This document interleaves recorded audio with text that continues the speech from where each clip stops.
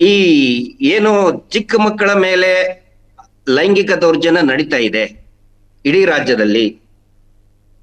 ಇಂಥ ಪ್ರಕರಣದಲ್ಲಿ ಈಗಿನ ಸದ್ಯ ರಾಜ್ಯದ ಪರಿಸ್ಥಿತಿ ನೋಡಿದ್ರೆ ಭಯಾನಕ ಅನಿಸುತ್ತೆ.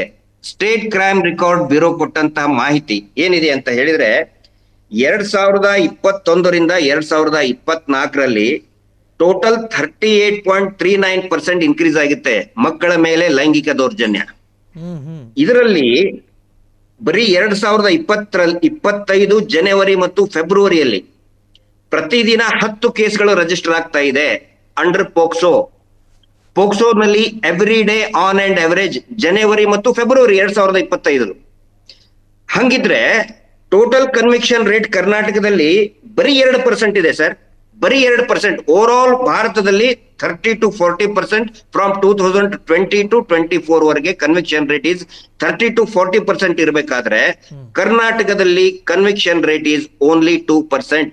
ಬರೀ 353 ಕನ್ವಿಕ್ಷನ್ಗಳು ಆಗಿದೆ ಪೋಕ್ಸೋ ಸಂಬಂಧಪಟ್ಟಂತೆ. ಹಾಗಿದ್ರೆ ಈ ರಾಜ್ಯದ ಹೆಣ್ಣು ಮಕ್ಕಳು ಸುರಕ್ಷಿತವಾಗಿ ಇದ್ದಾರಾ? ಇದ್ರ ಬಗ್ಗೆ ಅವಲೋಕನ ಮಾಡಬೇಕಾಗಿರೋದು ಪ್ರಾಸಿಕ್ಯೂಷನ್ ಡಿಪಾರ್ಟ್ಮೆಂಟ್. ಕರ್ನಾಟಕದಲ್ಲಿಯ ಪ್ರಾಸಿಕ್ಯೂಷನ್ ಡಿಪಾರ್ಟ್ಮೆಂಟ್ ಎಷ್ಟು ವೀಕ್ ಆಗಿದೆ ಅಂತ ಹೇಳಿದ್ರೆ, ಕಳೆದ ಈ ತಿಂಗಳಲ್ಲಿನೇ ಏಪ್ರಿಲ್ ನಲ್ಲಿ ಈ ರಾಜ್ಯದ state prosecution director of prosecution 420 case ನಲ್ಲಿ ಅಬ್ಸ್ಕಾಂಡಿಂಗ್ ಆಗ್ತಾ ಇದ್ದಾರೆ. It's a very shocking development. Forgery case ನಲ್ಲಿ ಅಬ್ಸ್ಕಾಂಡಿಂಗ್ ಆಗಿಬಿಡ್ತಾರೆ. ಇಡೀ ರಾಜ್ಯದ ಒಬ್ಬ ಮುಖ್ಯಸ್ಥರು, ಹಿರಿಯ ಅಧಿಕಾರಿ, ಅವರಲ್ಲಿನೇ ಜಗಳ. ಪೋಕ್ಸೋ ಕೇಸ್ಗಳಲ್ಲಿ ಹೆಣ್ಣು ಮಕ್ಕಳ ಮೇಲೆ ಅಥವಾ ಪೋಕ್ಸೋ ಅಂತ ಹೇಳಿದ್ರೆ ಮೇಲ್ ಅಂಡ್ ಫಿಮೇಲ್ ಎರಡೂ ಬರ್ತದೆ.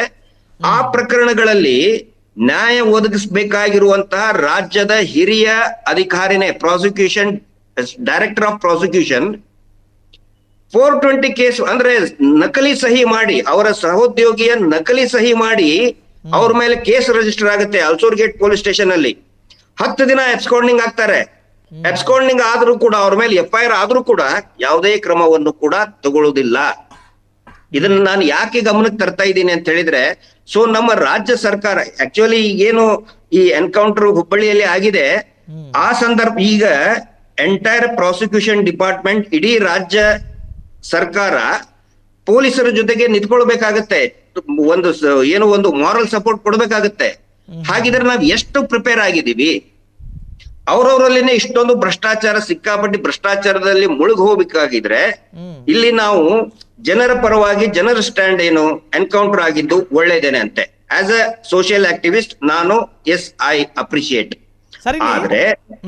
ಆದ್ರೆ ಈ ಸಂದರ್ಭದಲ್ಲಿ ಹುಬ್ಬಳ್ಳಿಯ ಪೊಲೀಸರ ಸರ್ವಿಸ್ ಅನ್ನ ರಕ್ಷಣೆ ಮಾಡೋದಕ್ಕೆ ನಮ್ಮ ಸರ್ಕಾರ ಎಷ್ಟು ಗಟ್ಟಿಯಾಗಿ ನಿಂತಿದೆ, ಮೊದಲನೇ ಪ್ರಶ್ನೆ. ಆ ನಂತರ ಇಲ್ಲಿ